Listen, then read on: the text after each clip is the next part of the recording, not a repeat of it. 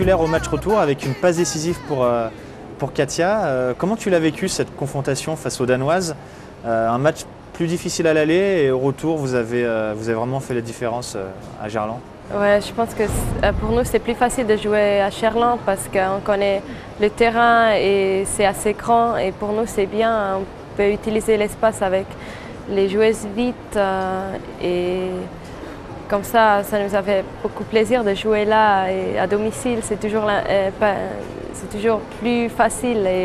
Parce que vous avez l'habitude. Ouais, on a l'habitude. On se met à la place des Danoises qui ont l'habitude de jouer sur un petit terrain. C'est vrai que d'arriver à Gerland comme ça, c'est pas forcément évident.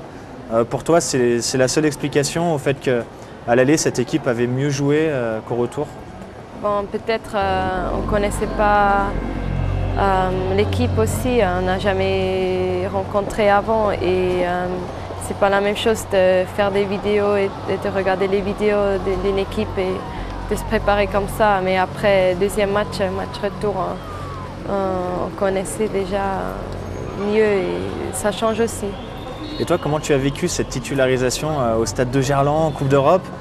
Il paraît que dans les vestiaires, avant le match, tu étais un peu apeurée, tu étais un peu timide. Ouais. Tu confirmes? Oui, avant les grands matchs, des fois je suis très nerveuse. Mais je voulais juste faire un bon match.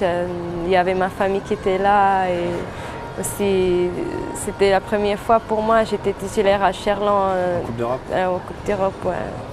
Bon, ça s'est bien passé avec une passe décisive à la fin du match. Tu es contente de ton match? Oui, je suis contente. Au début, ça se voyait peut-être un peu que moi j'étais nerveuse, mais un petit peu stressée. Après, ça va. Et bon, on est rentré bien dans le match, 3-0 à la mi-temps, je pense. Et, ouais, comme ça, je me sentais mieux après 20-30 minutes. Bon, alors, toi, tu as vécu la saison dernière l'élimination en demi-finale contre Duisbourg, qui a remporté la compétition. Est-ce que tu penses que cette année, vous êtes mieux armés pour aller plus loin? Je pense qu'on a appris des choses de ce match contre Duisbourg. C'est encore difficile cette année, même l'année avant Duisbourg, on est allé jusqu'à demi-finale. Ouais. 2 demi de suite. Ouais. Cette année, l'objectif, c'est d'aller en finale. Hein. Ouais, c'est l'objectif. Ça va être dur, mais on va tout faire pour y aller. Surtout que ça se joue à Santiago Bernabéu, à Madrid. Ouais. Quand tu as appris ça, tu as réagi comment, toi? J'étais très contente parce que ça veut dire que partout en Europe, le foot féminin, c'est plus connu et des autres champs et même les pros font quelque chose pour faire progresser le foot féminin et ça compte beaucoup pour nous et pour moi personnellement aussi de voir que ça se développe comme ça. Et ça t'arrive d'y penser à ce stade, à cette finale à Madrid? Tu y penses des fois, tu te dis ah, j'aimerais bien y jouer? Oui, au moment c'est un rêve d'y aller, mais il faut toujours penser au prochain match et se préparer pour ça, mais on peut toujours en rêver. Face au Fortuna Hjørring, il y a une joueuse qui était assez atypique, qui s'appelle Chichi Igbo. C'est une Nigériane et qui a un blog. C'est le Zoom que nous a préparé Gabriel Vacher. On en reparle tout à l'heure.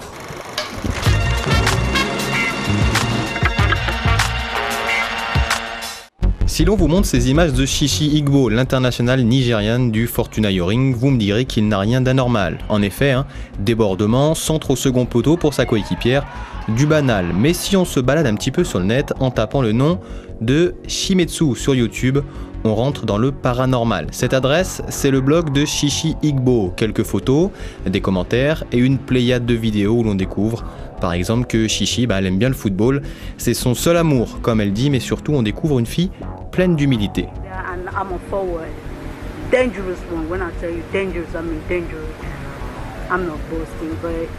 I'm really fast and tactically, technically good, and I'm really grateful to God, you know. Du coup, cette vidéo avait de quoi alerter les féminines lyonnaises qui sont bien évidemment tombées sur ce blog, prévenues du danger, et l'on remercie d'ailleurs Chichi d'avoir été aussi franche avec elle. Les filles de Farid Benstiti en ont plutôt rigolé. Je l'ai vu avec Sandrine Dusson et Sandrine Brettini. Elle m'a montré le site. Je ne sais pas ce que je veux dire, c'est un peu drôle. Mon avis, c'était vraiment trop. Mais je ne sais pas, peut-être elle ne comprend pas. Et sur son blog, Chichi nous montre tout son talent balle au pied lors d'une jolie séance de jonglage. Mais en parcourant la page d'un peu plus près, on peut se poser une question. Pourquoi n'as-tu pas fait carrière dans la danse, Chichi? Car il faut bien le dire, tu as tout pour. Regardez plutôt un peu de hip-hop en fond, un look digne des plus grands gangsters du rap et un déhanché qui risque d'en rendre jaloux plus d'un. Attention mesdames et messieurs, Chichi est lancé sur le dance floor.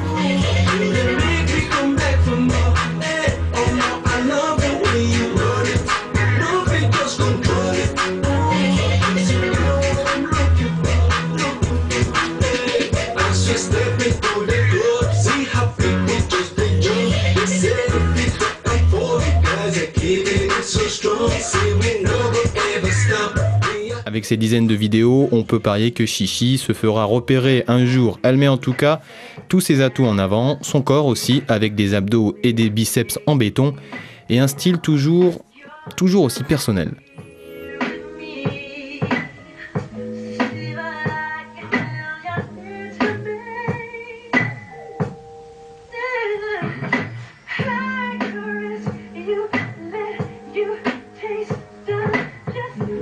Toujours est-il que l'attaquante du Fortuna n'a pas fait de chichi sur le terrain, le jeu de mots était facile. Elle aura même été dans l'ombre de son adversaire d'un soir, Elodie Thomis, beaucoup plus en vue pour sa part sur le carré vert que sur le net.